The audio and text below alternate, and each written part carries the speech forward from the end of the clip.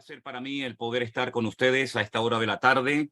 Estoy viendo a todos los que están conectados y bueno, creo que vamos a tener un tiempo muy lindo de aprendizaje donde les pediría que presten atención a las preguntas que hacen otros hermanos, que a lo mejor no es la suya, pero y si pueden tomar nota, papel y lápiz para poder recordar en cualquier momento alguna respuesta o algo que yo he dicho o algo que algún hermano ha preguntado, pues pienso que sería muy bueno. A mí me gustaría que, como siempre, empezáramos esta reunión, este pastor online. Pues ya le hemos dado la bienvenida a todos ustedes y a todos los hermanos que no se han podido, digamos, meter en directo a través del enlace para estar en Zoom. Pero lo que queremos es invitar al Señor para que esté con nosotros y nos dé un tiempo especial, un tiempo en el que podamos realmente decir, Señor, cuánto he aprendido de ti, de tu palabra en esta tarde. Así que les invito a que se unan a mí y hagamos una oración juntos para que en esta tarde el Señor nos ministre a todos y a cada uno de nosotros. Oramos, mis queridos hermanos. Bendito Padre Celestial, te damos muchas gracias por el privilegio que nos das de estudiar, de aprender más de ti, de tu palabra en este día. Te pedimos, Señor, que este pastor online sea de bendición para todos los que lo van a poder ver en directo y después también en otros horarios. Danos sabiduría de lo alto, Señor, para poder dar respuestas correctas, bíblicas, a todas las preguntas que en esta tarde recibamos. Te damos gracias y pedimos tu respaldo, tu sabiduría, Señor, que tu Espíritu Santo nos ayude a obtener las respuestas en tu palabra que tú quieres que sepamos. Ponemos nuestra vida y este tiempo en tus manos, en el nombre bendito de Jesús. Amén y amén. Hermanos queridos, qué bendición tan grande el poder estar con ustedes en directo en esta tarde. Así es que, bueno, vamos a aprender, vamos a escuchar bien la palabra y como les dijo el pastor Alberto, por favor pongan todos, porque después va a quedar feo las personas que no tengan su teléfono, su celular de forma horizontal, ¿ok? Entonces fíjese cómo tienen todos los hermanos su imagen y, por ejemplo, hay una persona que es Betty Vargas, que tiene su teléfono torcido, tiene que enderezarlo para que su imagen se vea así, hermanos, exactamente así. Ya no toquen absolutamente nada, ninguno tiene que tocar nada porque les estoy viendo perfectamente. Así que vamos a dar respuesta a la primera pregunta. Alberto, adelante. Muy bien, pues buenas tardes a todos. Recordarles que las preguntas se hacen por privado, por el chat, así que todos los que quieran preguntar, que no levanten la mano por ahí, sino que por el chat lo estén preguntando y le vamos a ir dando paso. La primera pregunta la va a hacer nuestra hermana Patricia, así que Patricia, recuerda que está silenciada, quítale el micrófono. Si puedes, pon el móvil en horizontal, que lo tienes en vertical, y cuando quieras. No, Claro, lo tienes en horizontal, pero quita el desbloqueo, que seguro lo tienes bloqueado.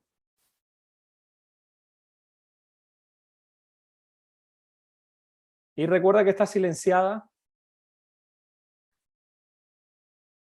No, está silenciada. Dale al botoncito, por favor, del micrófono.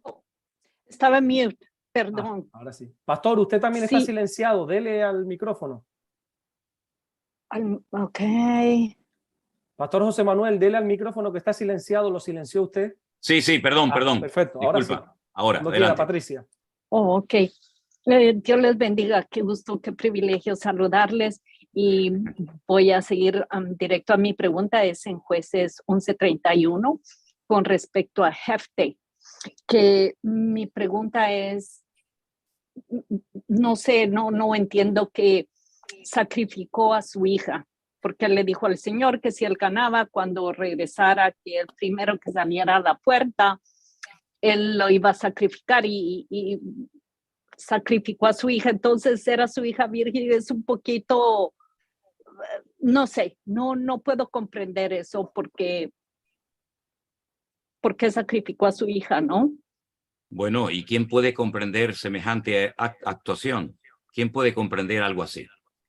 Es realmente muy complicado entender algo. De hecho, no hay que entenderlo. Simplemente hay que admitir que sucedió así, lo cual no se le había pedido en absoluto a él ni a nadie que hiciera semejante disparate. Pero tienen que recordar que en la época del libro de los jueces, dice la Biblia, que cada uno hacía lo que quería. Es decir, había una especie de desorden, de caos. y el pueblo hacía cosas tremendas y han quedado registradas para que nos demos cuenta de que personas que en un momento puntual de sus vidas podían ser muy utilizados por el Señor, cuando actuaban en la carne bajo sus impulsos carnales, ¿verdad? Bajo sus propios sentimientos o emociones, podían llegar a cometer actos terribles, como por ejemplo el que cuenta en el libro de los jueces acerca de Jefté. Ahora, decirte, Patricia, que hay dos opiniones en cuanto a lo que leemos en este pasaje. Uno, que efectivamente sucedió lo que ahí leemos literalmente, pero hay otras personas que piensan que lo que significa es que él no permitió que su hija nunca se casara, sino que se mantuviera, digamos, virgen y que nunca tuviera descendencia. Esas son las dos opiniones. Yo, lamentablemente, tengo que decirte que respeto la literalidad del texto y lo que sucedió ahí fue realmente terrible. Jamás en la vida, repito, el Señor le pidió a ningún padre que hiciera semejante acto, pero eran seres humanos, cometían equivocaciones, pecados terribles, y en esta ocasión eso ha quedado como una mancha en el currículum de este juez de Israel. Pero entenderlo, ¿quién puede entender algo así? Absolutamente nadie, más los que somos padres o madres, ¿no? Bendiciones, Patricia. Gracias por tu pregunta. Que el Señor te bendiga grandemente, ¿eh? Gracias. Sería muy bonito. A mí me gustaría que cuando hablen, hagan alguna pregunta, me gustaría que me dijeran desde dónde nos están viendo. Si, Patricia, abres un segundito tu micrófono para oírte, porque no te oigo. ¿De dónde estás? Estoy en New Jersey. Oh, en New Jersey. Ok, perfecto. Sí. Dios Yo te le bendiga. visité allá en la iglesia Campamento de Jehová, así Oh, que sí, tuvimos el honor de escucharlo, sí. del pastor Nori. Sí, fue un tiempo muy bonito, Sí, fue un tiempo especial hermoso. e inolvidable, sin lugar a dudas. Amén. Gracias, Patricia. Dios le Bendiciones. bendiga. Igualmente. Qué bueno, qué bueno. Ahora le tocaría a nuestra hermana Claudia, que por privado le estoy diciendo que para hacer la pregunta debe de tener la cámara encendida, así que si nos está escuchando, enciende la cámara, por favor, y mientras tanto vamos a ir con nuestra hermana Julia Monroy, que es la siguiente en hacer la pregunta. Julia, buenas tardes, si puedes quitar el micrófono. Sí, Dios le bendiga, pastor. Fue un gusto haberle conocido. Estoy en la ciudad de San Francisco y bueno. pertenezco a una iglesia que el pastor precisamente el día de ayer tomó posición porque nos quedamos sin pastor, pero es hermano del hermano Jeremías, quien es el encargado de su iglesia virtual. Aquí bueno. en la ciudad de San Francisco. Yo soy de Guatemala, y mi pregunta es acerca de Génesis 1, capítulo 1, versículo del 6 en adelante, que dice: luego dijo Dios, haya expansión en medio de las aguas y separe las aguas de las aguas. E hizo Dios la expansión y separó las aguas que estaban debajo de la expansión de las aguas que estaban sobre la expansión. Y fue así. Y llamó Dios a la expansión cielos, y fue la tarde y la mañana y el día segundo. Dijo también Dios: júntese las aguas que están debajo de los cielos en un lugar y descúbrase lo seco, y fue así. Y llamó Dios a lo seco tierra, y a la reunión de las aguas llamó mares. Y vio Dios que era bueno. Entonces mi pregunta es, usted sabe, pastor, que existen los que se llaman tierraplanistas o algo así, que creen en la tierra plana. Pero ¿por qué hay separación de aguas? Y me hace ver a mí que la tierra es plana, no es una circunferencia. Bueno, cada uno ve lo que quiere ver. Si usted quiere creer e imaginarse que la Tierra es plana, pues usted tiene toda la libertad y el derecho de opinar o de creer, incluso hasta de compartir que la Tierra es plana.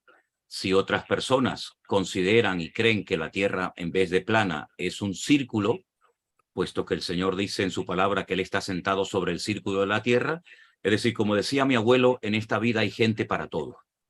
Lo importante de este pasaje no es tanto el hecho de si es plana o redonda, porque sinceramente con todo lo que hay que hacer en la vida y con los millones y millones de almas que no conocen a Cristo, estar perdiendo el tiempo ahora discutiendo si la tierra es plana, triangular, redonda o de cualquier otra forma que queramos denominarla, pues yo ahí...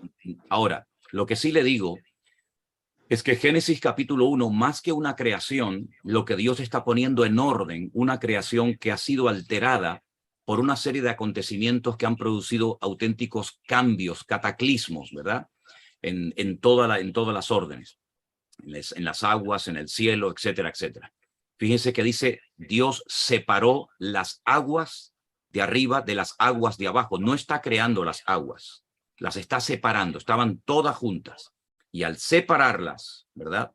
Milagrosamente por el poder de su palabra, automáticamente sale de debajo de las aguas la tierra. Luego la tierra ya también existía. Entonces, en este capítulo 1 del libro del Génesis, vemos que Dios está creando elementos químicos. Dios está dándole leyes a la naturaleza, leyes que hasta el día de hoy están en pleno vigor. Pero si queremos entender que este versículo nos da la libertad para decir que la tierra es plana, pues adelante, nadie le va a impedir a usted ni a nadie que crean o que prediquen que la tierra es plana. Ahora, a mí me parece que a estas alturas de la vida, con todos los telescopios, con toda la ciencia y con toda la tecnología, afirmar, y es una opinión personal, afirmar que la tierra es plana, pues sinceramente es como si retrocediéramos a los tiempos de la Edad Media. Pero repito, cada uno es libre de pensar lo que quiera. Yo no voy a perder el tiempo en defender la forma esférica, plana, rectangular o triangular de la Tierra. Mi cometido en la vida es otro, y no perder el tiempo en estas discusiones que, ¿de qué sirve? De nada. Yo creo que el Señor nos ha ordenado ir por todo el mundo y predicar el Evangelio. Si hay predicadores, si hay gente que en Internet dedican horas y horas y horas para defender que la tierra es plana, que Dios los bendiga. Yo jamás en mi vida he dedicado ni un minuto de mi tiempo a dar un estudio bíblico o a dar una enseñanza acerca de si la tierra es plana o redonda, porque sinceramente creo que el Señor nos ha llamado a otros asuntos mucho más trascendentales e importantes que perder el tiempo en estas discusiones que tenemos que evitar. La Biblia dice que hay ciertos y determinados temas que tenemos que evitar. ¿Por qué? ¿Porque nos prohíbe la Biblia hablar de ello? No, sino porque tenemos un mensaje que transmitir y nos queda poco tiempo para terminar de cumplir con la misión que el Señor nos ha encomendado. Muy claro, muy claro. Sí, le agradezco mucho su respuesta y tiene usted razón. Dice la Biblia que no son cosas que no tienen provecho, así que mejor es dejar así. Sí, muchas gracias. Fue un tema de debate que tuve con alguien y pues yo quería, pues, usted sabe, tener claro esto, pero le agradezco mucho. Le conocí, pude tomarme fotos con usted y conocí a su hija y su esposa y Armando se llama la persona que vino. Sí, fue un placer. Esperamos volverles a ver muy pronto y que Dios me le bendiga. Muchas gracias, hermana. Un placer conocerte. Dios te bendiga. Muchas gracias por tu pregunta. Qué bueno esta pregunta. Vamos a darle paso ahora a nuestro hermano José Manuel Reyes, que veo que tiene la cámara encendida. Recuerde que tiene que darle al micrófono. Y adelante, hermano.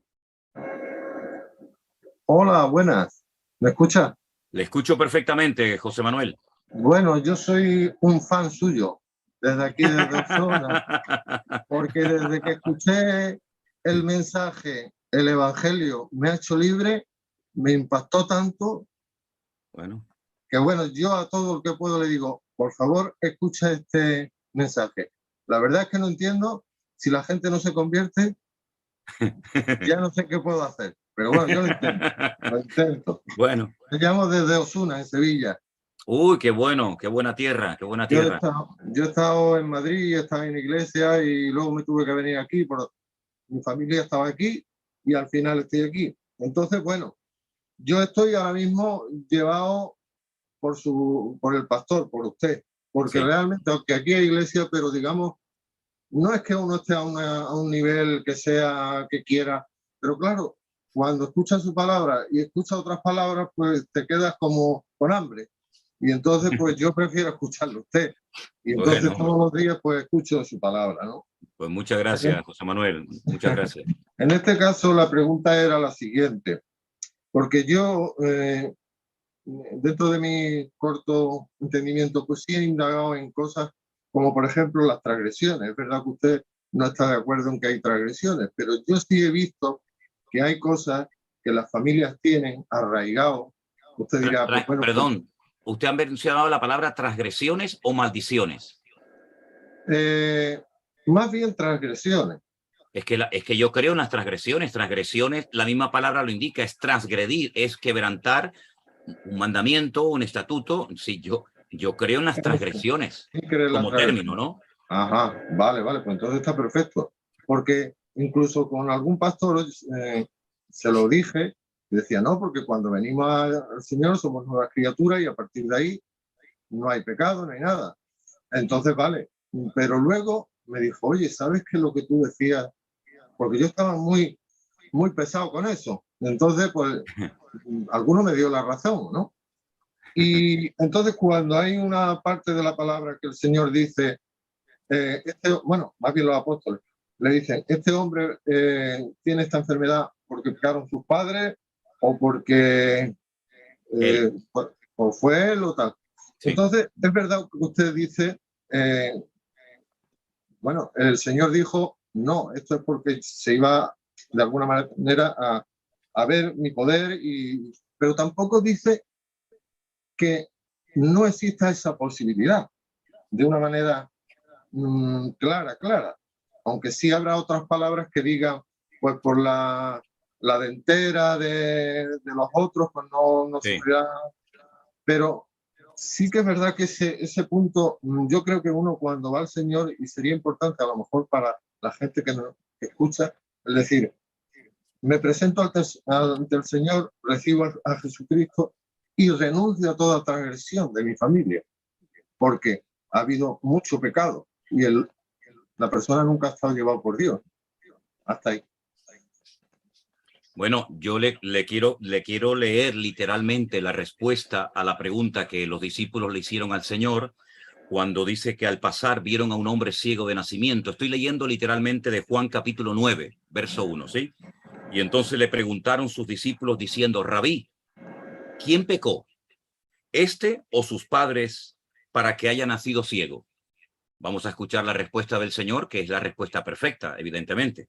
Y el Señor dice, no es que pecó este, ni sus padres. Así está descartando que la enfermedad, la ceguera de este hombre es consecuencia de un pecado de sus padres o de él mismo. Dicen, no es que pecó este ni sus padres, ¿sí? Ni una cosa ni otra, ni una cosa ni otra, sino que para que las obras de Dios se manifiesten en él. Es decir, aquí no se le está echando la culpa a los padres, ni tampoco se le está echando la culpa al pobre hombre que ya bastante desgracia tenía con haber nacido ciego. Es exactamente, lo dice de una forma muy clara el profeta Ezequiel cuando dice que los hijos no llevarán, y eso es literal, eso es Biblia, los hijos no llevarán los pecados de los padres, ni los hijos llevarán los pecados de sus padres. Ahora bien, estamos hablando de pecados. El pecado es algo personal, como la salvación, evidentemente. A veces confundimos maldiciones o transgresiones, como usted las llama, pero el término es maldiciones generacionales, con consecuencias. Consecuencias. Me explico. Yo he tenido amigos, muchos amigos míos, que salieron del mundo de la droga y, bueno, el Señor pues los salvó, el Señor los hizo incluso hasta siervos de Dios, pero a veces quedaron tocados en algunos aspectos de su salud como consecuencia de haber probado ciertas y determinadas sustancias que si no las hubieran probado, probablemente no hubieran tenido un hígado destrozado, no tendrían SIDA, etcétera, etcétera. Es decir, a veces hay consecuencias, ¿verdad? Consecuencias, pero el pecado es personal. Si yo no voy a cometer un pecado y ahora resulta que mi hija, dentro de 30 o 40 años, resulta que ahora ella pues está pagando los platos rotos de su padre. No, no, no. Si yo he roto un plato, quien lo paga soy yo, no mi hija, o viceversa.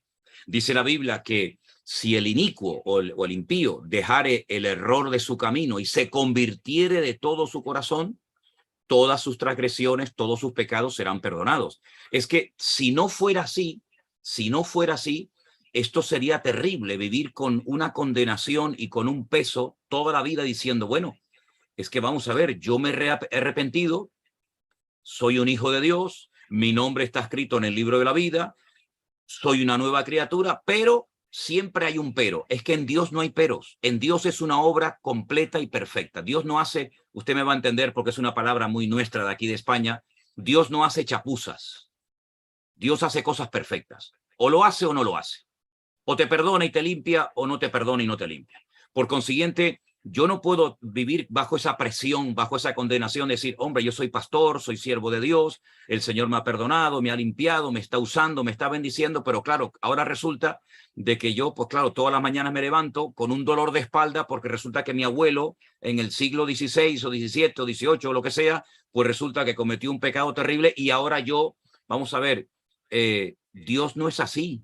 Dice la Biblia, si vosotros siendo malos sabéis dar buenas dádivas a vuestros hijos, cuánto más mi Padre Celestial os dará las cosas que ustedes necesiten. Yo no castigaría a mi hija nunca con una enfermedad. Y el Señor dice que nosotros somos malos. Cuánto más el Señor, que me ha perdonado y me ha limpiado, pero vas a cargar todo aquel pecado que cometió tu familia cuando hizo aquello y aquello. Hermano, la obra de Cristo es perfecta. Ahora, como le dije anteriormente a la hermana, si hay creyentes, si hay predicadores, si hay congregaciones, denominaciones que le quieren enseñar a los cristianos, a los hijos de Dios, nacidos de nuevo, lavados por la sangre preciosa y poderosa de Jesús, que a pesar de ser nuevas criaturas, tienen todavía que sufrir maldiciones del pasado, llamamos maldiciones generacionales, pues bueno, pues que lo hagan. Pero yo jamás haré eso. En Cristo somos nuevas criaturas. Las cosas viejas pasaron. He aquí todo es hecho nuevo. Eso es lo que dice la Biblia. Ahora, cada uno, a ver si me entiende, que interprete la Biblia como quiera. Pero yo, gracias al Señor, yo no he tenido que sufrir los pecados que mi padre cometió, ni de mi abuelo, sino yo lo que he disfrutado es de una vida libre, llena de paz, llena de victoria y de bendición, desde que me levanto hasta que me acuesto. Y por supuesto que tuvieron que cometer errores y pecados, pero oiga, yo no tengo que sufrir las consecuencias de los pecados de mis antepasados, porque yo corté esa línea de maldición como Rahab cuando se convirtió, pues cortó toda esa maldición y de ahí vino nada más y nada menos que el rey David y siglos más tarde el Señor Jesucristo. Y fíjate tú quién era Rahab, una mujer que ejerció la prostitución, tela marinera, ¿no? Pero el Señor la perdonó, restauró su vida, pero no solamente con ella, sino con todo aquel que viene arrepentido de corazón al Señor. José Manuel, le mando un abrazo. Dios te bendiga, un placer conocerte, de verdad. Dentro de unos días pasaré por tu tierra, porque llego a Huelva con el barco y por Sevilla pasaré. Dios te bendiga, hermano, un abrazo grande. Adelante, Alberto. Qué bueno, tiene que estar pasando un calor ese hombre allí, ¿eh? Tremendo, tremendo. Bueno, ya sabemos lo que es Sevilla, ¿no? Sí. Vamos a darle paso a la siguiente pregunta, que en este caso la va a hacer nuestra hermana Luz Mary, que ya está preparada, así que Luz Mary quita el mute del micrófono y cuando quiera. Buenas. Muy buenas tardes, Luz Mary, le escucho perfectamente. Adelante, hermana. Buenas tardes, pastor, que Dios los bendiga grandemente. Muchas bendiciones desde aquí de la ciudad de Santa Marta, Colombia. Ah, qué lindo.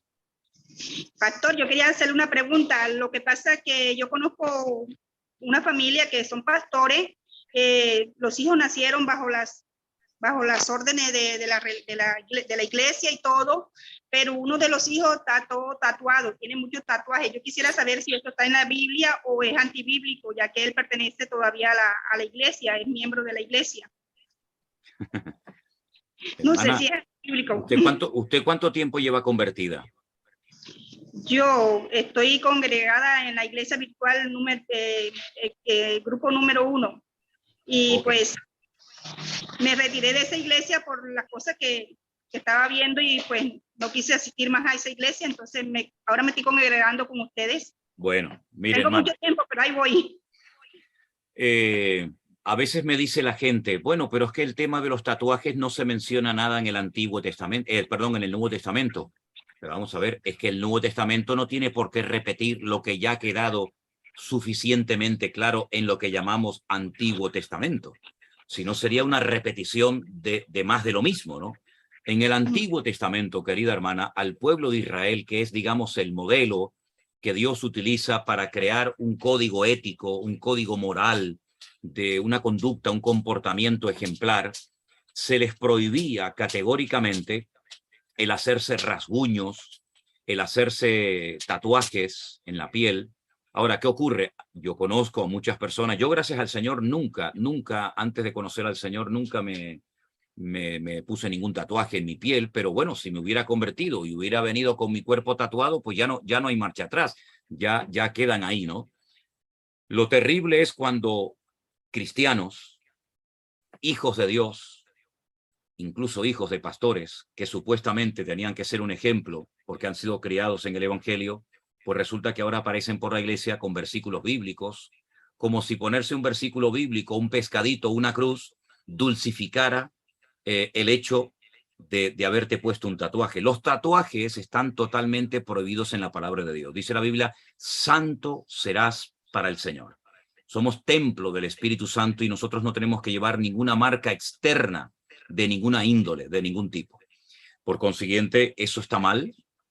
Es una práctica totalmente anticristiana. De hecho, los paganos se tatuaban maldiciones, oraciones, caras, imágenes de sus dioses, de sus ídolos, ¿verdad? Y es una práctica totalmente pagana. Nunca fue una característica del pueblo de Dios, y mucho menos de los cristianos hoy en día. Así que eso está muy mal, pero allá ellos. ¿Me oyó bien, hermana? Tiene micrófono cerradito, hermana, ahora. Sí, muy bien, gracias, pastor. Gracias, porque sí, estoy de acuerdo con usted en todo. Es una verdad. pena, Tiene una que dar lástima. buen testimonio para nosotros los creyentes, para que nosotros podamos Ya. irlos a Pero- ellos como ovejas. Sí, pero no solamente los tatuajes, que es algo visible, es algo notorio, Ajá. sino hay otras cosas que a veces los creyentes hacen que no se ven mucho, pero que a lo mejor son igual o peor, como por ejemplo el chismorreo, la Es hipocresía, hablar más de la cuenta, mantener conversaciones que no edifican. Hombre, no es un tatuaje, pero es igual de pecaminoso delante de los ojos del Señor. A veces como que sobreenfatizamos ciertas y determinadas cosas que evidentemente están mal, pero no nos olvidemos de que la Biblia nos da muchos mandamientos acerca de cómo tiene que ser nuestro ejemplo, nuestra conducta, nuestro diario vivir. Por supuesto, lo de los tatuajes está mal, no lo comparto, por supuesto, pero también hay otras muchas cosas a las cuales hay que darle tanta o más importancia que a eso. ¿Sí? Dios le bendiga, hermana. Bendiciones. Muchas gracias, pastor. Amén, hermana querida. Grandemente. Amén. Adelante, Alberto, con otra pregunta. Pues muy bien, vamos a darle paso a nuestro hermano Gilmer Manjarres, que ahí está, así que recuerda darle al botoncito del micrófono, que ya lo ha hecho. Bendiciones, querido pastor. ¿Qué más, Alberto? ¿Cómo estás? Dios te bendiga. Buenas tardes, hermano. Dios te bendiga. Te escuchamos muy bien. Se pronuncia Manjarres. Que tienes un apellido un tanto particular, ¿no? Sí, es bastante particular. ¿Cómo está? Bendiciones, querido pastor. Para mí es un anhelo y gozo mucho en mi corazón de poder estar aquí en este momento con ustedes. No tuve la oportunidad en las otras Pastor Online. Tenía mucha ilusión de conectarme, pero ahora, gracias al Señor, lo pude lograr. Gloria a Dios. Hago parte de la iglesia virtual número 2. Soy de Colombia, estoy en La Guajira y esperándolo ahora en septiembre de Tierra Alta, si me da la oportunidad el Señor de ir a conocerlo y bautizarme Amén. con usted. Uy, qué bueno, qué lindo. Va a ser muy hermoso ese momento, ¿eh? Sí. Señor, y si es posible de casarme y de una vez de enterrarme, como usted dice. El servicio completo, ya, hacemos servicio completo. Sí, señor. Tengo una inquietud. con respecto a Deuteronomio 34, en la muerte de Moisés. De Moisés. Sí, dice la palabra del Señor en el versículo 6, y enterró en el valle, en la tierra de Moab, enfrente de Bet Peor, y ninguno conoce el lugar de su sepultura hasta hoy, refiriéndose a que Dios fue el mismo que enterró a Moisés, ¿cierto? Pero en Judas se ve claramente que Satanás estaba contendiendo con el arcángel Miguel por el cuerpo de Moisés. O sea que quiere decir que sí se dio cuenta. Ok, y su pregunta concretamente entonces, ¿cuál es? Esa es mi inquietud, porque como dicen ahí en Deuteronomio, que nadie conoce su sepultura hasta hoy. Nadie del pueblo de Israel, se sobreentiende. Nadie del pueblo de Israel sabe dónde el Señor sepultó a Moisés. Pero Satanás no forma parte del pueblo de Israel, ¿verdad? Por consiguiente, no es una contradicción entre un texto y otro, ¿verdad? El Señor se encargó de ocultar, por decirlo de alguna manera, el cuerpo de Moisés, porque él sabía perfectamente que si la gente sabía dónde estaba enterrado Moisés, se iba a convertir en una peregrinación y en un culto a la persona tremendo, tremendo, ¿verdad? Entonces, primero, no lo dejó entrar a la tierra prometida, murió en lo que hoy en día sería Jordania, ¿verdad? Los campos de Moab. Y en segundo lugar, lo ocultó de tal manera que nadie en el pueblo de Israel supo, porque él subió solo a la montaña. Recuerden eso. Él subió solo a la montaña. A pesar de que Moisés estuvo rodeado siempre de multitudes, por otra parte también fue un hombre solitario. Y esa es la soledad del pastor. El pastor es una persona que suele estar generalmente rodeado de gente, pero la soledad del pastor nadie la conoce. La soledad del pastor es algo intrínseco al llamado, al ministerio, y Moisés estaba largos periodos de tiempo a solas en la presencia del Señor, cuando recibía la Torá en el monte Sinaí, y ahora cuando el Señor le comunica que llegó el día de su muerte, el día de su partida. Pero el que el pueblo de Israel no supiera dónde fue enterrado no significa que en el mundo espiritual pasara desapercibido dicho acto. Satanás como que quería reclamar el cuerpo de Moisés, tal vez para convertirlo en un lugar de peregrinación, de culto al hombre, ¿no?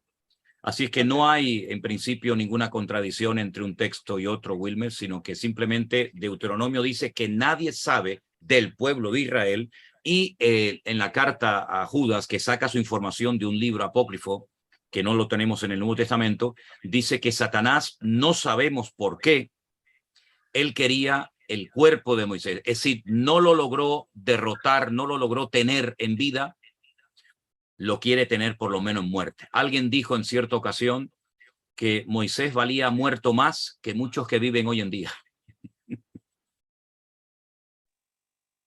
Bueno, aprovecho la oportunidad para, hay un proverbio, me lo dio mi esposa, proverbio 27, que me dice ella que no lo entiende mucho, versículo 14.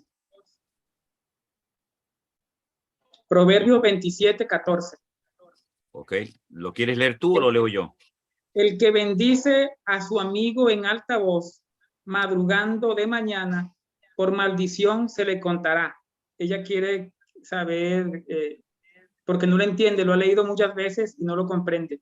Bueno, yo no soy una enciclopedia que todo lo que me preguntan yo tengo la respuesta. No quiero dar nunca esa sensación, porque me da la impresión de que algunos piensan que todo lo que me pregunten a mí, yo sé la respuesta. Déjame que me informe, déjame que lo estudie, déjame que lo lea también en hebreo, que a veces aporta una información en hebreo que a lo mejor no captamos a priori por la traducción o por la adaptación de un término al castellano. Entonces yo lo voy a anotar aquí. Me dijiste que era, ¿verdad? Proverbios 27. 27, 14. Bueno, para no inventarme una respuesta y no decir la verdad, ¿verdad? Déjame que yo lo estudie, porque efectivamente es un proverbio un tanto complicado de entender, ¿no? ¿Por qué bendecir a una persona en alta voz, madrugando de mañana pues se le va a contar como maldición. Algo tiene que tener este proverbio que no captamos a priori. Entonces, si me permites, yo tengo que estudiarlo para poderte dar una respuesta correcta. ¿De acuerdo? Sí, señor. Sí, señor. Vale. No quiero extenderme más, pero quiero contarles que después de más de un año ya de mi conversión, el Señor ha puesto, creo que el sentir en mi corazón de servirle. Entonces, no sé todavía, estoy descubriendo si es a través de los púlpitos o a través de enseñanza, de predicar su palabra. Entonces, estoy en esa búsqueda, pero sí hay un anhelo muy hermoso en mi corazón por vivir y servir para el Señor. Entonces, quería compartir eso con usted. Bueno, si tienes el deseo de servir al Señor, pues es maravilloso. En principio, el sentir es muy, muy bueno. Que muchas personas tuvieran ese sentir. Si me permites darte un consejo, si deseas servir al Señor, prepárate lo mejor posible. ¿Ya has leído la Biblia completa en alguna ocasión? Sí, ya estoy que la termino. Todos los días la leo en familia, sigo los devocionales, la leemos 3 versículos diarios, tenemos un plan de lectura de un año. ¿3 versículos o 3 capítulos? 3 capítulos, perdón, 3 capítulos. 3 capítulos. No, porque si van a leer 3 versículos al día, les van a faltar 1000 vidas para terminar de leer la Biblia, ¿no? No, 3 capítulos. Tenemos un plan ya de un año, ya llevamos más de la mitad, ya yo he leído todo el Nuevo Testamento y parte del Antiguo. Entonces, sí, he estado en eso, he estado buscando cursos para hacer. De hecho, tuve un curso con un pastor de Venezuela que yo sin decirle, él descubrió en mí él vio en mí ese deseo de servirle al Señor. Tuve con él un curso de un mes hablando sobre la paz y el conflicto y él vio eso en mí. Entonces, no era porque yo se lo haya dicho, sino que él lo vio en mí, no sé. Entonces, yo le he compartido ese sentimiento con mi familia y entonces quería compartirlo con usted como mi pastor. Ponérselo en conocimiento. Bueno, yo te aconsejo que si quieres comenzar a prepararte para el Señor, haz el curso de hermenéutica y de homilética que tenemos en nuestro canal de YouTube, ¿vale? Las clases que hemos estado dando de escatología, si puedes hacerte con los libros de educación cristiana, todo ese material deberías de estudiarlo detenidamente, porque la preparación del obrero es fundamental. Un obrero que no está preparado, sinceramente, no puede transmitir adecuadamente las verdades bíblicas. Entonces, estudia, instrúyete lo mejor que puedas, haz todos esos cursos, léete todo ese material y cuando llegue el momento, el Señor te abrirá puertas. Mantente humilde, aprende a esperar en el Señor y llegará la oportunidad en su momento. Dios te bendiga, mi hermano. Muchas gracias, muchas bendiciones. Gracias. Alberto, me encantó tu última prédica, me impactó muchísimo y me tocó y la he visto más de 3 veces. Así que muchísimas gracias por este momento en la iglesia, ese momento antes de que el pastor regresara de su viaje misionero. Muchas gracias y bendiciones, querido pastor. Bendiciones, hermano. Muchas bendiciones. Gloria a Dios. Adelante, seguimos recibiendo preguntas, Alberto. Pues muy bien. Oye, es cierto que usted no es una enciclopedia. Yo digo siempre que es una Biblia andante, pero es la primera vez que veo que no tiene respuesta para una pregunta. Tengo que decirlo. Es verdad, es verdad. Bueno, es que vamos a ver, yo lo quiero dejar bien claro, Alberto. Yo no soy una enciclopedia. Intento tener respuestas, pero hombre, los proverbios no son fáciles interpretarlos, ¿eh? Proverbios es un libro muy complicado porque salvo alguna excepción, no hay capítulos monográficos, sino que salta de un tema a otro, no guarda una línea, ¿verdad?, de pensamiento, no hay un hilo conductor, y entonces cada proverbio se tiene que interpretar independientemente del anterior o posterior. Entonces a veces estudiar el libro de proverbios es un tanto complicado. No es sencillo, es verdad que no. Exactamente. Vamos a pasar a nuestra siguiente pregunta, que es nuestra hermana Liliana, de Colombia. Así que Liliana, si puede quitar el micrófono, cuando usted quiera puede realizar la pregunta.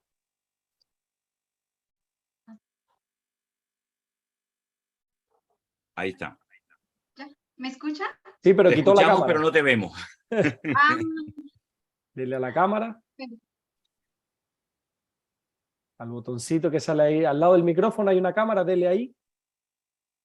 Ay, es que la tecnología me atropella. Ay, Dios. Vale, Tiene como dos símbolos, uno sin micrófono y otro es como una camarita. Entonces ya le has dado bien al micrófono, te faltaría darle a un simbolito que tiene forma de cámara, ¿sí? Ah, ya. Ah, ya. Ahí, Ahora perfecto, ahora sí. ya no toques nada, ya no toques nada. No, ya no. Pastor, Dios lo bendiga. Igualmente, Tengo igualmente. Tengo dos preguntas. Ok, Lo que pasa vamos. es 1 Timoteo 2:12. Mira, Timoteo, No entiendo. 2:12. sí. Donde ¿Quieres leerlo? dice que no permito que la mujer enseñe ni ejerza dominio sobre el hombre. Ajá. Yo quiero saber por qué que esto tiene que ver con predicar sobre un púlpito. ¿Esa es su No pregunta? ¿La primera pregunta es esa? Sí, Ok. no entiendo por qué Pablo lo dice Pablo, o es porque Dios dice que no permite que la mujer se suba a un púlpito a predicar, a hablar. Y la segunda es 1 Corintios 11:4, donde dice que todo varón para orar no debe cubrirse la cabeza, y la mujer tiene que cubrirse la cabeza, de lo contrario debería cortarse el cabello. Bueno, vamos a ir por partes, ¿te parece? Sí. Vamos a empezar con el de Primera de Timoteo, capítulo 2, versículo 12, pero realmente tienes que leer los versículos anteriores. Siempre cuando hay una línea, cuando hay un hilo conductor, es bueno saber el principio de la conversación, de qué está hablando Pablo, a dónde apunta Pablo, por qué Pablo dice en este momento de su ministerio esto, ¿verdad? Y es bueno, por ejemplo, leer el anterior, el anterior del anterior, y así de esa manera tenemos toda la información encima de la mesa y no solamente algo. Mire, no sé si te va a servir la explicación, pero permíteme que te diga lo siguiente. Primeramente, aquí la palabra púlpito no aparece. ¿Ok? Entonces, la palabra púlpito la ponemos nosotros. ¿Por qué? Porque nosotros hoy en día tenemos la concepción de que es desde el púlpito, desde donde se enseña. Pero claro, esto se escribió hace 2000 años. Entonces, si nosotros hoy en día vamos a cualquier iglesia, salvo alguna excepción que las hay, aquí en España te podría poner algunos ejemplos, la estructura interna de las iglesias es completamente diferente a cómo eran en el principio las congregaciones. Date cuenta que la inmensa mayoría de los que se convertían al principio venían de un contexto judío. Y los judíos no se congregaban en iglesias, porque no existían. Los judíos se congregaban y se siguen congregando en la actualidad en lo que llamamos Bet Knesset. La palabra Bet Knesset es casa de estudio. Nosotros la conocemos como sinagoga, pero la palabra sinagoga en hebreo es Bet Knesset, que es la casa de estudio. Y la casa de estudio o la sinagoga no era como nosotros concebimos o conocemos las iglesias en la actualidad, sino que había un amplio salón, ¿verdad?, para los varones, para los hombres y para los niños, varones mayores de 12 años. Y los niños menores de 12 años y las niñas y las mujeres tenían que estar en una sala aparte, a veces detrás de unas cortinas, a veces en el piso superior, pero no podían estar en contacto hombres con mujeres. No había ningún sistema de megafonía, es decir, no existían micrófonos a través de los cuales puedes comunicarte con 100, 200 o miles de personas. Por consiguiente, Pablo le está escribiendo a Timoteo, que es un joven pastor que está recién teniendo su primera experiencia pastoral, ¿verdad? Entonces le faltaba experiencia. Le faltaba información acerca de cómo tenía que seguir él desarrollando los cultos, vamos a llamarlo así, ¿no? Las reuniones en las congregaciones. En aquellos tiempos estaba muy mal visto que en una reunión donde hubiera hombres y hombres judíos, las mujeres participaran, las mujeres hablaran, ¿ok? La enseñanza el ministerio estaba fundamentalmente basado en la figura masculina, en los hombres. Si las mujeres comenzaban a enseñar, no iban a poder hacerlo delante de todos los hombres, sino, repito, detrás de una pared, detrás de una cortina o en el piso superior. Fíjate, por ejemplo, lo que dice en el versículo 11. La mujer aprenda en silencio con toda sujeción. Y dice en otro texto el apóstol Pablo, y si quieren aprender algo, que pregunten a sus maridos en casa. ¿Por qué? Porque las mujeres no se podían sentar junto con sus maridos en la reunión. Estaban aparte. Imagínate una mujer o 5, 6, 8, 10, 20 mujeres desde la parte de arriba, hablando en alta voz, interrumpiendo al que comparte la palabra, interrumpiendo el culto. Entonces Pablo lo que está enseñando es un orden de régimen interno, para que en las congregaciones, bajo ningún concepto, se produzca un desorden, porque él enfatizó muchísimo que en la iglesia tiene que haber constantemente orden por todas partes. Entonces, como la mujer, si se ponía a enseñar desde un lugar superior o de detrás de una pared, una cortina, apenas se le iba a poder escuchar. Entonces lo que Pablo dice, mira, yo prefiero que las mujeres no estén enseñando ni ejerciendo dominio sobre los hombres. Sin embargo, vemos en otros pasajes de la Biblia que a las mujeres, por ejemplo, en la iglesia de Corinto, se les permitía orar en público. Se les permitía, por ejemplo, profetizar, que significa predicar. Profetizar y predicar es lo mismo. Lo que pasa es que a veces parece como que profetizar es algo más profundo, más místico, y predicar es algo secundario de no tanta importancia. Pero no es así. Por consiguiente, la iglesia de Éfeso necesitaba orden, y en el orden entraba que de momento solamente en la congregación pudieran enseñar y compartir la palabra los varones, pero eso no lo enseñan en todas partes. Repito, por ejemplo, a los hermanos de Corinto le dice cualquier mujer que ora o profetiza o predica, pues dice cómo tiene que hacerlo. Entonces, si la mujer tiene que guardar silencio, ¿cómo va a orar entonces? Es una contradicción. Si guardamos silencio, tampoco podemos orar. Si oramos, se nos está oyendo. Entonces, ¿qué hago? ¿Me callo o hablo? Te das cuenta que lo que no se entiende en un texto, podemos entender la aplicación o la interpretación en otro pasaje bíblico. Referente al tema del velo, solamente esa enseñanza la encontramos en la iglesia de Corinto. ¿Por qué? Porque en Corinto había una multitud enorme de templos. Era una ciudad tremendamente cosmopolita. Allí la gente se reunía de muchas naciones para hacer intercambios comerciales. Y concretamente había un templo donde había 1000 mujeres que ejercían lo que se conocía como la prostitución sagrada, prostitutas religiosas, es decir, mujeres que a la caída del sol por la tarde bajaban a la ciudad, porque su templo estaba en lo alto, en un monte, bajaban a la ciudad, intentaban ganar adeptos ofreciendo sus cuerpos. Y eran mujeres religiosas, sacerdotisas de ese templo pagano. ¿Y cómo se reconocían a esas mujeres? Porque tenían el pelo totalmente rapado. No tenían pelo. Cuando el evangelio llegó a Corinto y el apóstol Pablo comenzó a predicar el evangelio, y muchas de esas mujeres se convertían y se casaban y rehacían sus vidas, iban al culto. Y todo el mundo se les quedaba observándolas, y todo el mundo comenzaba a lo mejor a murmurar y a decir, mira, esa fue prostituta. Mira, no tiene pelo. ¿Qué le dice Pablo? Póngase un velo para que no avergüence a su marido, para tapar las bocas. Pero en cuanto le crezca el cabello, no hace falta que se cubra, porque en el lugar del velo, el Señor le dio el cabello a la mujer. No significa que hoy en día la mujer tiene que tener el pelo hasta la cintura o hasta el tobillo, o no se lo puede cortar, pero tenemos que interpretar la escritura según el contexto cultural de la época. Una mujer con el pelo excesivamente corto o sin nada de pelo era sinónimo de que era o había sido una prostituta. Entonces, ¿cómo se soluciona el problema en la iglesia? Que la mujer se cubra, pero le dice al varón, el varón no tiene por qué cubrirse, porque el varón no tenía ese problema, ¿verdad? Por ejemplo, en el Antiguo Testamento había un profeta que era totalmente calvo, y era Eliseo.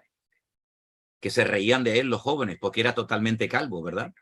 Pero sin embargo, las mujeres de Corinto, las que habían ejercido la prostitución, la señal de ese pecado que realizaron durante muchos años de su vida eran que eran mujeres sin pelo. Y por eso Pablo dice, cúbranse. Pero una vez que les crezca el cabello, se pueden quitar el velo, porque en lugar del velo, a la mujer se le dio el cabello. Pasa que se lo cortaron y claro, esto va a traer problemas en la congregación, va a traer habladurías, y para evitar este tipo de chismes dentro de la congregación, es mejor que por lo menos temporalmente la mujer se cubra. Yo no sé si te he respondido a tu pregunta o no, pero en ningún momento a la mujer se le prohíbe compartir en un momento determinado una palabra, un testimonio, una oración, una enseñanza, pero la mujer siempre tiene que ejercer su ministerio bajo la cobertura del varón. Eso es lo que enseña la palabra. Y bíblicamente en la Biblia no aparecen pastoras. No hay pastoras en el Nuevo Testamento. Yo sé que algunos dirán, pero hermano, yo conozco algunas pastoras en mi ciudad, y yo le digo a usted, y yo conozco más que usted, seguramente yo conozco a más pastoras que usted, pero el que haya pastoras no significa de que bíblicamente tengan el aval o el respaldo bíblico para decir, yo soy una pastora. Y hay pastoras, créanme, yo conozco algunas que predican 1000 veces mejor que los hombres, pero el ministerio pastoral Dios lo delegó fundamentalmente en el varón porque es el ministerio más parecido al de Cristo. Cristo es el buen pastor. No dice la Biblia que Él es el gran evangelista, ¿verdad? O el gran apóstol, sino que Él es el pastor por antonomasia. Por lo tanto, el varón es lo que más se parece al ministerio pastoral de Cristo en la iglesia. Pero la mujer puede ejercer funciones tremendamente importantes y de tremenda relevancia e influencia dentro de las congregaciones. De hecho, y les digo algo, queridas hermanas, para encontrar a un hombre con ganas de servir al Señor, comprometido y consagrado, podemos encontrar 100 mujeres que le llevan la delantera, porque es así. De hecho, hay una estadística que se hizo hace años que dicen que más del 75% de la membresía de las congregaciones están formadas mayoritariamente por mujeres, ¿sí?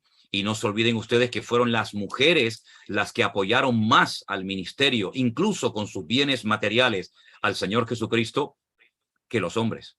Así es que bueno, que el Señor nos ayude a cada uno a gozarnos en la función que Él nos ha encomendado. Dios te bendiga, hermana. Bendiciones. Un placer conocerte. Adelante, Alberto. ¿Hay más preguntas? Sí, ahí vamos a la siguiente pregunta que la va a hacer nuestro hermano Miguel, que ya está preparado también. Miguel, quita el micrófono, que ya lo quitó, así que cuando quieras puedes hacer la pregunta. Buenas tardes, pastor. ¿Me escucha? Buenas tardes, Alberto. Miguel, perdón. Miguel. Buenas tardes. Soy un seguidor de sus devocionales y a diario, y en esta ocasión, bueno, quería preguntarle acerca del rey David. Sabe que el rey David siempre uno escucha de que fue un hombre conforme al corazón de Dios y él cometió un pecado con Betsabé, del cual tuvo una consecuencia con su hijo, ¿no? Si bien el Señor le perdonó.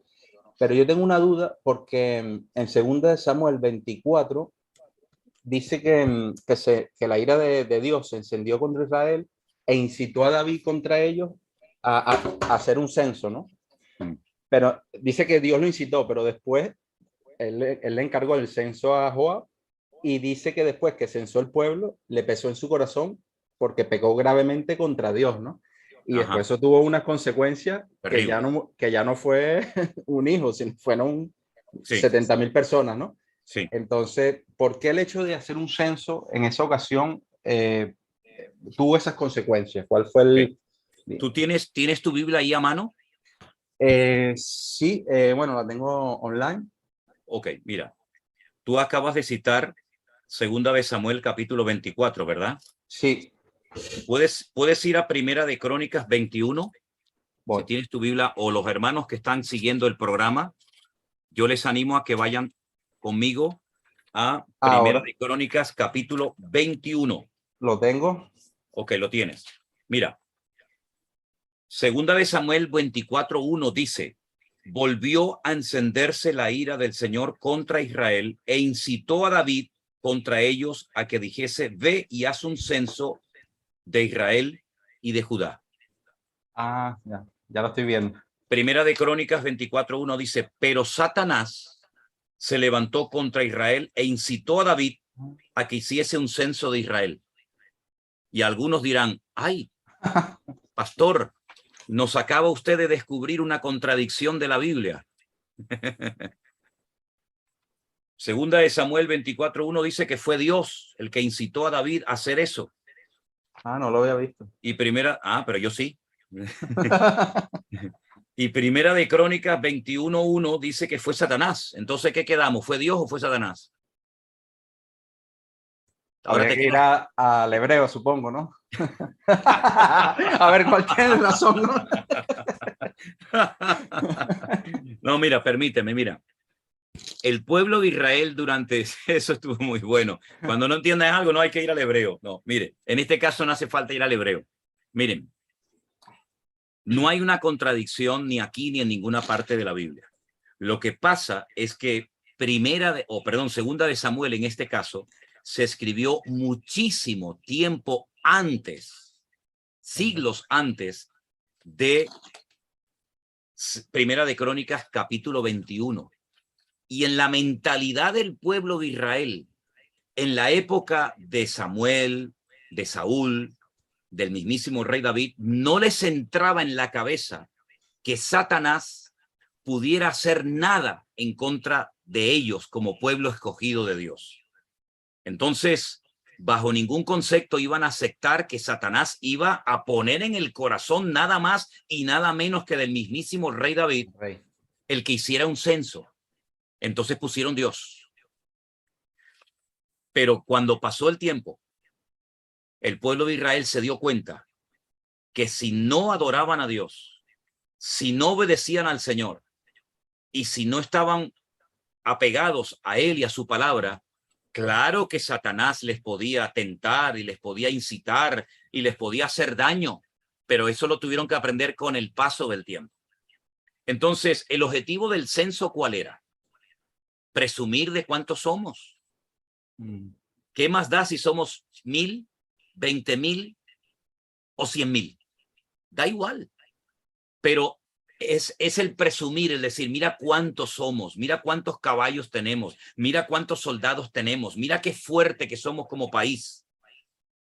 Pero el Señor en ningún momento le enseñó a David ni a nadie que la batalla se obtenía por el número de soldados. Date cuenta que a veces hay personas que uno solo hizo un estrago tremendo en el campamento del enemigo, porque el Señor dice en su palabra que no es con espada ni con ejército, sino con mi Santo Espíritu.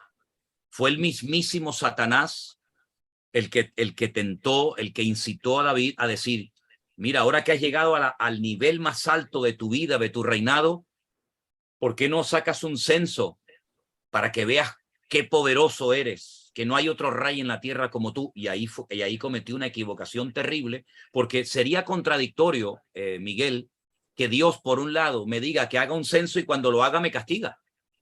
Entonces, claro, ¿qué quedamos? ¿Lo hago o no lo hago? Si me quiere castigar, que me castigue. Pero también, pastor, en ese orden de ideas, yo veo que el Señor también endureció el corazón del faraón. Pero en este caso de David no. Ok. En este caso no. En este caso en el de David no. En este caso fue Satanás, y por eso la aclaración a posteriori.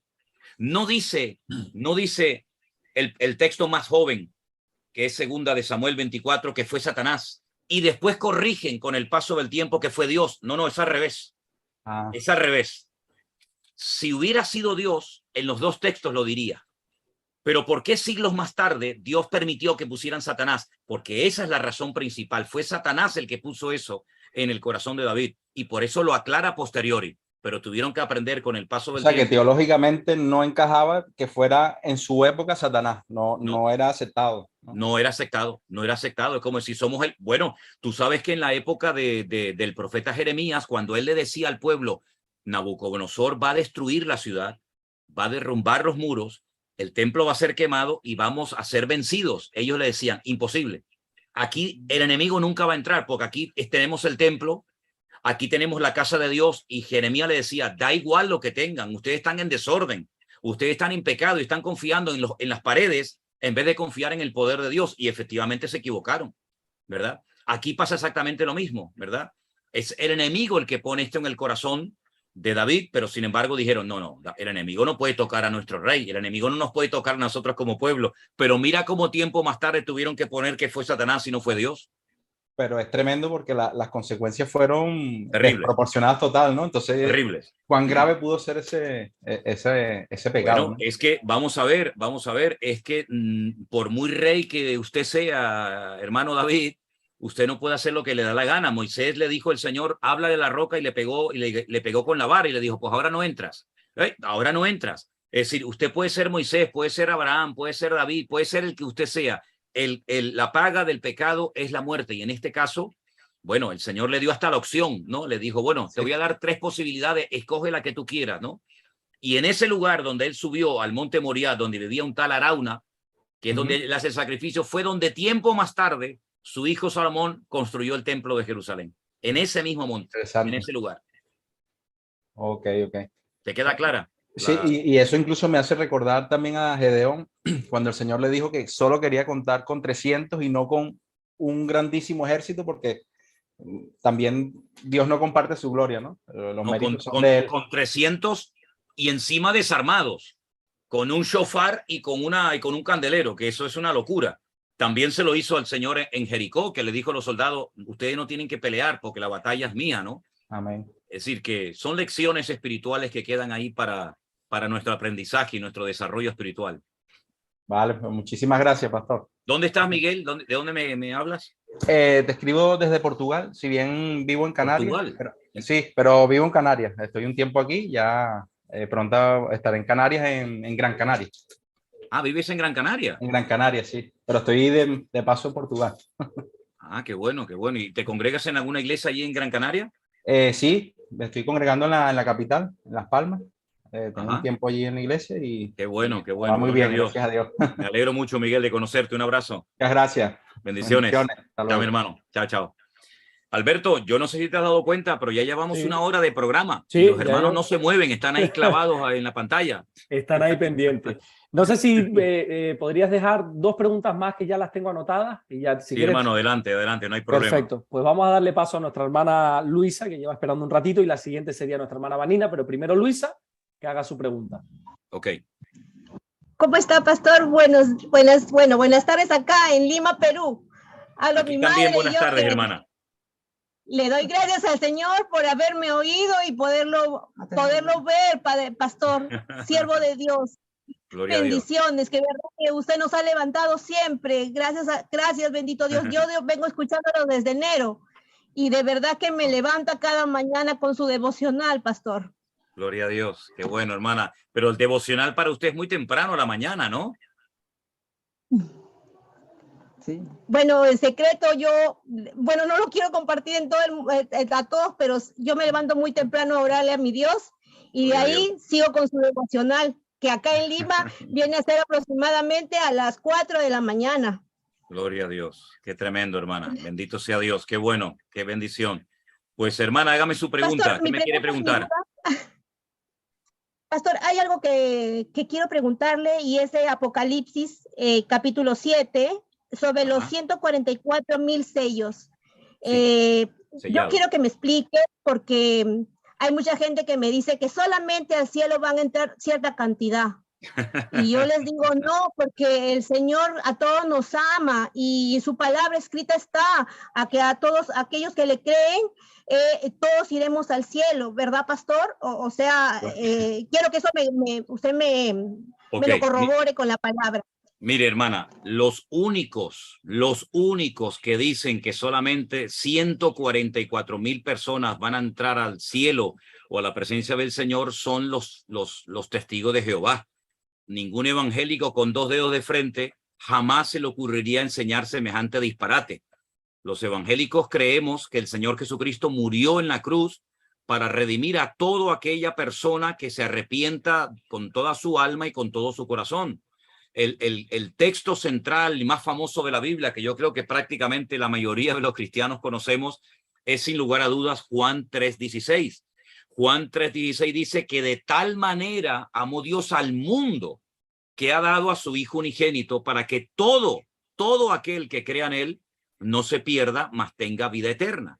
Es decir, Dios no dijo solamente 144,000 van a estar en mi presencia y el resto, como estos señores dicen, van a estar en otra parte, en la tierra, sin poder tener comunión con el Señor por la eternidad. Eso no es bíblico. Toda persona que se convierta al Señor estará por la eternidad en el cielo, en la presencia del Señor, ¿verdad? Así que esto es una enseñanza antibíblica que enseña una secta que no interpreta, evidentemente, correctamente las Sagradas Escrituras. Entonces, ¿quiénes son estas personas?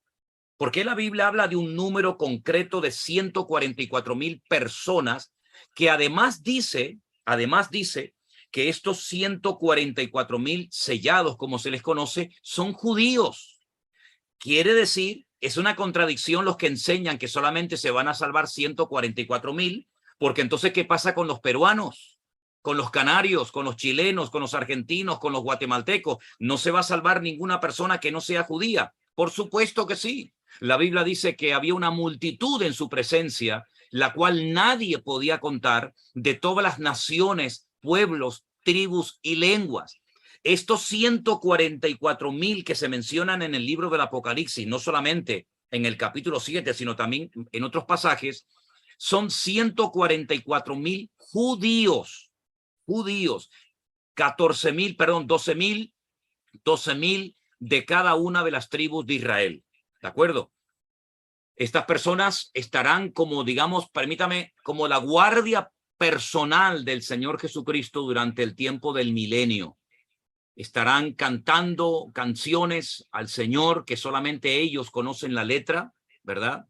Estarán en el monte de Sión. El monte de Sión es uno de los tantos montes que rodean a la ciudad de Jerusalén. En el monte de Sión es donde está enterrado el rey David. Y en el monte de Sión es donde está el aposento alto. Y en el monte de Sión es donde el Señor partió el pan y el vino y se lo dio a sus discípulos. Estos 144,000 personajes del Apocalipsis son judíos que estarán siguiendo al Señor, digamos, como su guardia personal o privada durante el tiempo del milenio, pero no significa que solamente se van a salvar ellos. No, hermana.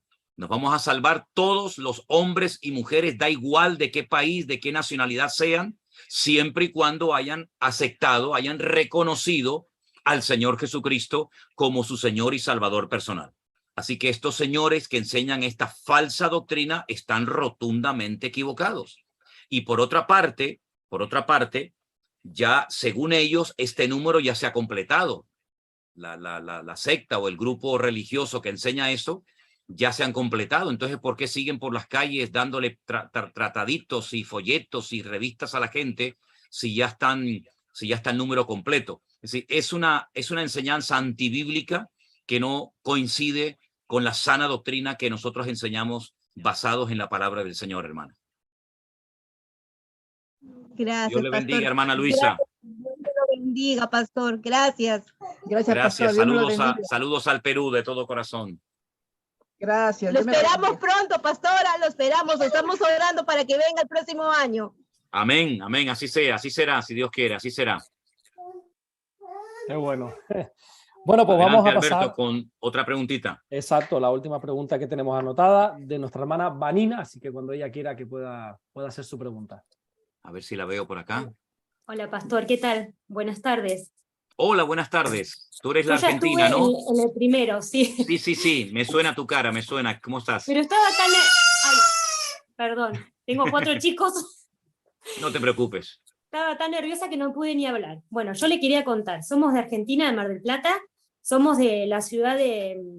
Yo soy conocida de Marcela, la hermana que muchas veces ora por la ofrenda. Claro, Marcela es una hermana de nuestra iglesia junto Y con Julieta, toda su que está familia. siempre en la plataforma. Exactamente, Yo conozco al papá, a las hermanas. Soy de la ciudad de Mar del Plata. Qué bueno.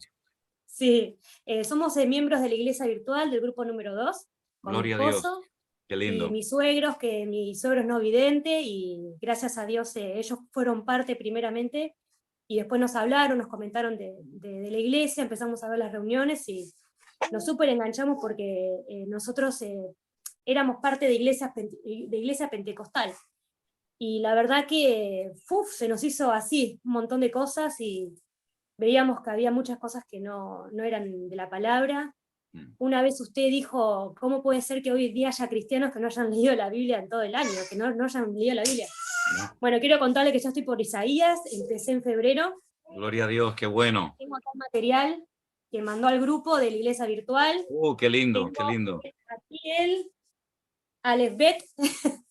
Voy por la segunda clase. Alberto, mira, lo que te dije antes de comenzar el programa, tienes que aprenderte el Alefbet, ahí lo tiene la hermana. Sí, pásamelo por privado si puede ser.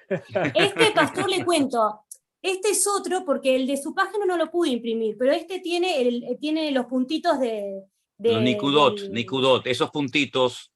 Claro. Esos puntitos fueron puntitos que unos señores llamados los masoretas inventaron porque el idioma hebreo bíblico no tiene vocales, ¿verdad? Claro, entonces, esos puntitos, esas rayas, esos puntos, etcétera, son los Nicudot, y es lo que le ayuda a la persona a ponerle vocales a las consonantes y saber pronunciar adecuadamente el texto bíblico. Claro, bueno, yo estoy viendo las clases, pero todavía no las terminé porque no tengo mucho tiempo, pero cuando podemos nos lo miramos. Con 4 chicos te quedará poco tiempo, seguro. Vimos los de la hermenéutica y lo de Apocalipsis, ya los vimos y están impresionantes, están hermosos. Bueno, pastor, mire, yo le quería hacer una pregunta, porque acá en mi país, en Argentina, en una provincia que se llama Chaco, este año se aprobó una ley, que es la ley de asueto y día no laborable para los habitantes de la provincia, que ofrecen culto cristiano evangélico al día Pentecostés. Mi pregunta era esta: nosotros no somos parte del pueblo de Israel, por ende hay muchas fiestas que por más que nosotros digamos, bueno, somos parte de la tierra, somos parte de Israel porque el Señor es decir, fue israelita y todo, Israel, nosotros no formamos parte del pueblo de Israel. Me parece como que mi duda es... Lo que no entendí muy bien es que esa fiesta que se ha aprobado en el Chaco, ¿cómo se llama? Asueto. Sí, es un asueto, es un día no laborable, como si fuera un feriado. Ajá. Porque dice que muchos cristianos evangélicos dijeron que les toca siempre el lunes y no pueden festejar la fiesta de Pentecostés. Si nosotros no somos judíos, o sea, por más que seamos evangélicos, o sea, que sean pentecostales, no sé si corresponde. Ok, mira, lo que pasa, cuando yo vivía en Argentina, y bueno, te digo que si Dios lo permite, en el mes de mayo iremos a Argentina el próximo año. Gloria a Dios. La primera persona que lo sabe. Nadie sabe esto, solamente tú ahora mismo, ¿no? Pues, ¿a qué ciudad va a ir, pastor? Bueno, Rosario seguro, porque a Rosario hay que ir. Lo sé, probablemente Buenos Aires, y bueno, vamos a ver, porque Argentina es muy grande, demasiado grande, ¿no? Enorme. Ahora, cuando yo vivía en Rosario, yo recuerdo que los pastores, las iglesias se unían una vez al año en un estadio, en un previo grande, para celebrar la fiesta de Pentecostés. No la fiesta, sino el día de Pentecostés. Y quiero aclarar eso. La palabra Pentecostés es la palabra Shavuot en hebreo. La palabra Shavuot es el plural de la palabra Shavua. La palabra Shavua, semana. Cuando tú le dices a una persona, oye, que tengas una buena semana. De hecho, es un saludo muy, muy popular en Argentina. Digo, en Israel es un saludo muy popular. Es decir, Shavua Tov, que tengas una buena semana. Shavua, semana. Shavuot es semanas. En hebreo, la fiesta de Pentecostés es la palabra Shavuot o semanas. ¿Qué celebran los judíos en Shavuot o en Pentecostés? Bueno, 50 días después de la salida de Egipto, ¿cierto? Ellos salen de Egipto por Moisés, milagros tremendos. 50 días después están parados al pie del monte Sinaí, ¿sí? Moisés sube a la montaña a orar y recibe la ley, los 10 mandamientos y toda la Torá, que lo tenemos en la Biblia, Génesis, Éxodo, Levítico, Número y Deuteronomio. Todos los años los judíos celebran en Israel la recepción de la ley en el día de Shavuot o Pentecostés. Pero casualmente, digo casualmente entre comillas, en el Nuevo Testamento, en el libro de los Hechos, para los que están tomando nota, en el libro de los Hechos, en el capítulo 2, dice que en el día que se celebraba la fiesta de Pentecostés en Jerusalén, el Señor derramó de su Espíritu Santo de una forma tremenda sobre los 120 que estaban orando, y entonces ese día comenzaron a hablar en otras lenguas y la gente les oyó que estaban predicando en otros idiomas, y fue un milagro tremendo. Miles y miles de personas se convirtieron ese día, fueron bautizadas, se añadieron a lo que llamamos la iglesia, ¿verdad? Entonces yo sé que en Argentina es muy típico, en las iglesias más bien de corte, digamos, pentecostal, ¿verdad?, juntarse una vez al año en la fiesta, en el día de Pentecostés, y no celebran la fiesta judía, sino que celebran la recepción del Espíritu Santo en el día de Pentecostés, según nos cuenta Hechos capítulo 2. Entonces, para el judío, Pentecostés significa una cosa, para el cristiano significa otra. Para el judío, la recepción de la ley, 50 días de la salida de Egipto. Para el creyente, es el día en el que el Señor decidió en Jerusalén derramar por primera vez de una forma masiva sobre un considerable grupo de personas su Espíritu Santo, con la evidencia externa de oírles hablar en otros idiomas, en otras lenguas, ¿vale? Entonces, yo sé, porque yo he vivido en Argentina y sé que las iglesias, por lo menos cuando yo viví, no sé cómo estarán hoy en día, pero en aquellos años era un tiempo de confraternidad, un tiempo para estar los hermanos juntos, conocerse los pastores, conocerse los hermanos con, entre comillas, la excusa de que es un día feriado, un día importante en la historia de la iglesia, porque ese día fue cuando, digamos, oficialmente nació la iglesia. Ahora, si en el Chaco han decidido las autoridades dar ese día como feriado para que los cristianos se junten, oye, pues gloria a Dios. Yo quiero ser positivo y veo que hay un reconocimiento a las iglesias evangélicas que en ese día podían juntarse el día de la bandera, podían juntarse el día de, no sé, cualquier otro día, pero justamente digamos que recuerdan ese milagro en el día de Pentecostés en esa fecha.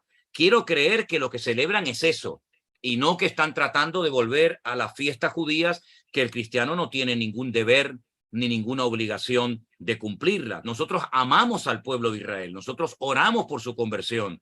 Hay fiestas muy lindas. Yo he estado en Israel, como ustedes saben, muchísimas veces durante muchos años, y hay fiestas muy lindas, la fiesta de la Pascua, la fiesta del día de Yom Kippur. Son cosas que, como uno sabe lo que significan y por qué se celebraban esa fiesta, para nosotros tienen una connotación mucho más profunda que para ellos, porque la mentalidad del judío sigue en el Antiguo Testamento. Ellos no tienen ni a Cristo ni el Nuevo Testamento. Por lo tanto, cuando ellos celebran, por ejemplo, la Pascua o Pesaj, están recordando que sus padres, sus antepasados salieron de la esclavitud en Egipto. Nosotros sabemos que en la Pascua fue cuando murió nuestro Señor Jesucristo, porque la Pascua es Cristo. Es decir, no sé lo que realmente están celebrando, pero bueno, en sí no es malo parar un día al año y juntarse todos los hermanos para orar y cantar juntos al Señor, siempre y cuando lo hagan con ese objetivo, y no que se estén volviendo a las cosas del judaísmo, que lamentablemente se ha puesto muy de moda en muchos círculos evangélicos en los últimos años. ¿Sí?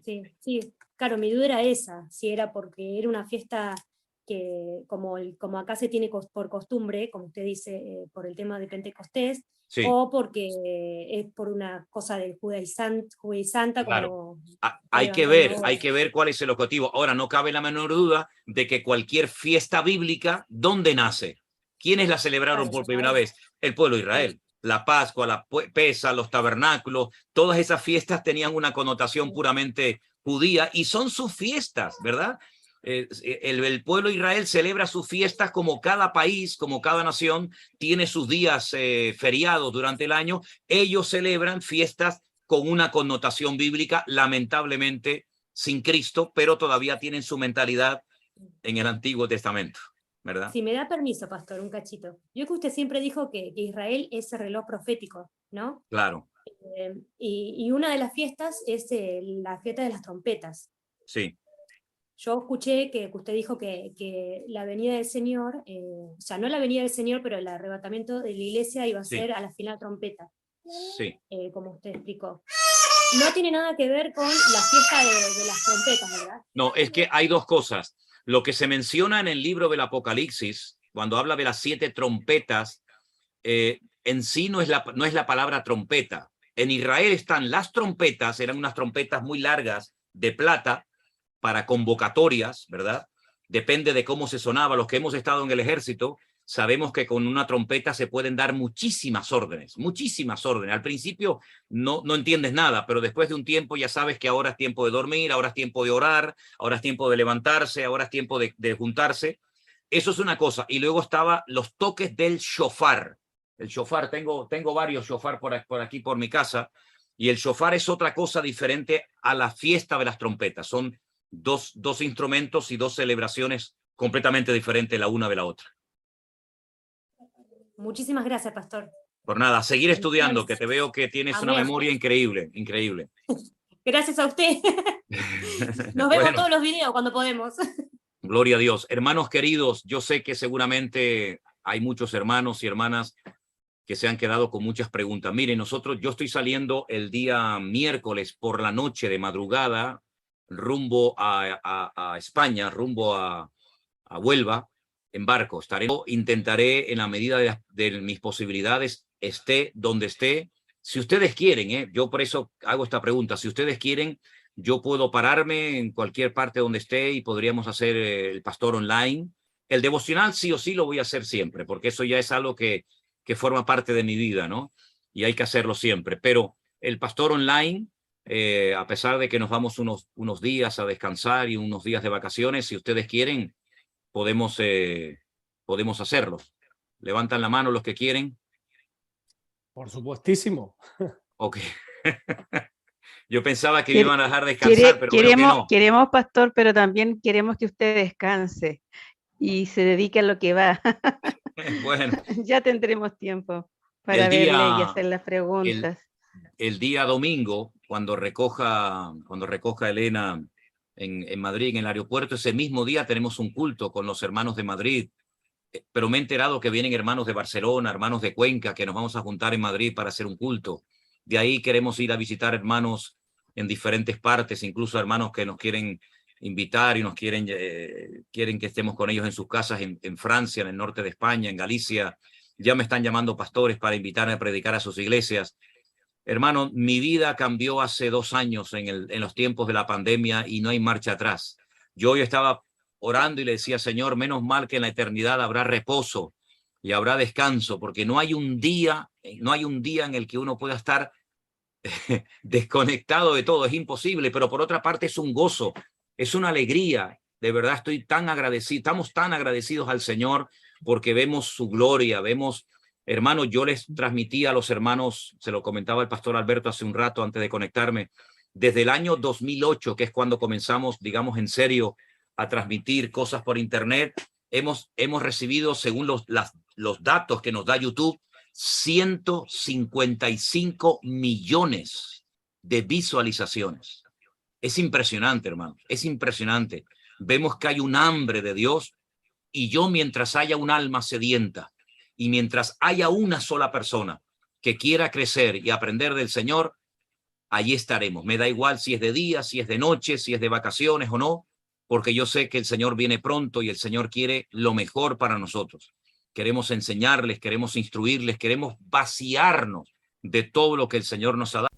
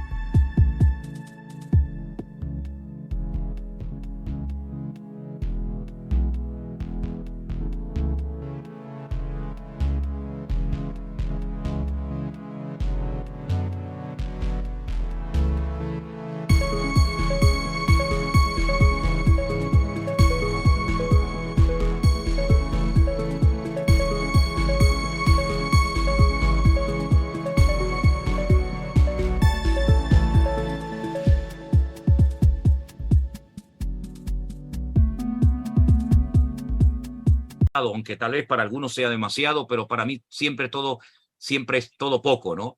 Porque yo sé que hay mucho camino que recorrer. Así que, hermanos queridos, es una bendición el haber podido estar con ustedes. Dime, hermanita Pastor, una pregunta. ¿Algún día se podría hacer un Zoom con preguntas más personales, más que de la palabra, como para tener más contacto con usted? Porque sus consejos, la verdad, que son hermosos. Sí, claro. Bueno, Un hermano el otro día comentó algo de un Alberto hijo, me y la verdad comentaba que eso, su ¿no? respuesta fue muy sabia.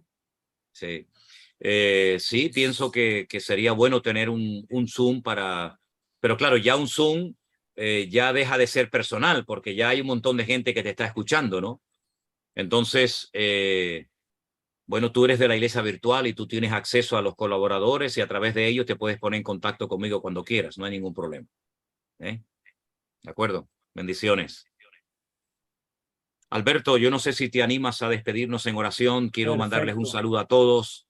Muy contentos de verles a todos. Mi hermana María Cristina, que me alegro muchísimo de verte también. Qué alegría. Todos los hermanos, es una bendición. Uno empieza y no sabe cómo marcharse, no sabe uno cómo despedirse, porque hay un ambiente de verdad precioso y tenemos que valorar estos tiempos de renovación, de aprendizaje que el Señor nos está dando, y estamos muy, muy agradecidos con el Señor. Así que terminamos con una palabra de oración, Alberto, ¿te parece? Claro, oramos que a sí, Dios. claro que sí, Amén. vamos a orar. Señor, te damos las gracias por este tiempo precioso que hemos tenido, donde tu palabra, Señor, nos alumbra en medio de la oscuridad. Señor, gracias por todo lo que estás haciendo. Gracias por estos medios, Señor, de la tecnología que nos podemos reunir. Gracias por nuestro pastor José Manuel Sierra. Señor, oramos también por este tiempo que él va a tener de viaje, que lo guardes, lo bendiga, Señor, y dentro de las posibilidades que también pueda reposar, pueda descansar. Gracias por cada hermano que sigue teniendo hambre y sed de ti, de tu palabra, de tu presencia. Gracias por todo lo que estás haciendo y por todo lo que vas a hacer en el nombre de Jesús. Amén. Amén y amén. Hermanos queridos, les mando un gran saludo desde Tenerife, desde las Islas Canarias. Un saludo grande para ustedes. No se preocupen, que habrá oportunidades para que ustedes hagan sus preguntas. Oren por nosotros. Mañana nos vemos, Dios mediante, el devocional por la mañana. Así es que aquí estaremos. Un saludo para todos. Buenas tardes. Amén. Día para Dios todos. les bendiga.